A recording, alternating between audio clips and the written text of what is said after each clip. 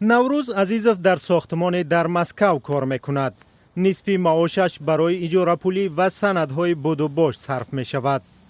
дарёфти шаҳрвандии русияро ягона роҳи раҳоӣ аз ин мушкил медонад. орзуе ки ҳоло бо шартгузориҳои мақомоти рус барояш душвору номумкин шудааст. ҳеҷ кас намехоҳад ки бар ивази ҷонаш соҳиби душармандӣ шавад. шахсан ман рӯзига ба ҳамин кор ҳеҷ розӣ нестам ва ман омадам ки меҳнат кунам, соҳиби як мурда нон шавам ва зиндагии хонаи худро обод кунам. русия бо қонуну фармонҳои нав ба нав ва ваъдаи осон кардани тартиби гирифтани шаҳрвандӣ талош дорад шумораи ҳарчи бештари муҳоҷиронро ба артиш ва ҷанги зидди Украина ҷалб кунад.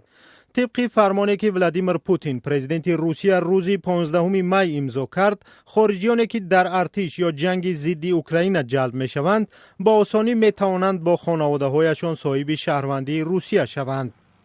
برخی مهاجران به این وعده داده میشوند.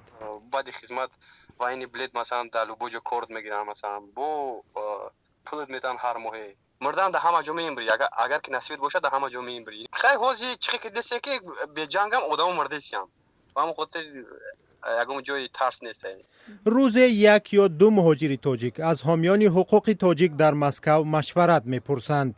حامیان حقوق در روسیه با آنها نمیگویند که به جنگ روند یا نه، ولی برایشان عاقبت‌های این تصمیم را شرح میدهند. آن شهروندان جمهوری تاجیکستان و مهاجرانی که میخوان با طریق صادق کرده شده و با طریق خدمت کردن در قوای مسلح فدراسیون روسیه با طریق صادق کرده صاحب شهروندی شوند و آنها با وزارت مدافع شرطنامه می‌بندند و اگر این شهروندان جمهوری تاجیکستان در اپراسیون مخصوص اوکراین اپراسیون مخصوص حربی در اوکراین اشتراک کنند، مقامات تفتیشاتی جمهوری تاجیکستان میتواند نسبت این گونه شهروندان با ماده 401 کودکس جمهوری تاجیکستان که زرخریدی نام دارد پرونده جنایتی آغاز نماید، چون که این گونه شهروندان حالا شهروندی فدراسیون روسیه را نگرفته همچون شهروندان جمهوری تاجیکستان در این اپراسیون مخصوص اشتراک میکنند. شرکت ده‌ها زاده تاجیکستان در جنگ اوکراین تصدیق شده است.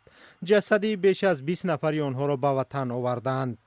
برخی تاجیکانی که دو شهروندی داشتند روسیه را ترک کردند. مهاجران میگویند روسیه نه همیشه وعده دادن پول و شهروندی برای اشتراک در جنگ را اجرا میکند. همین آغاز جنگ بسیار نفرها را حتی در همون جای کارا هم تبلیغ میشیدن، در کوچه ها هم تبلیغ میشیدن، جای جنگ میشیدن که مقدار پول را اندازه معین کردن 300,000 200,000.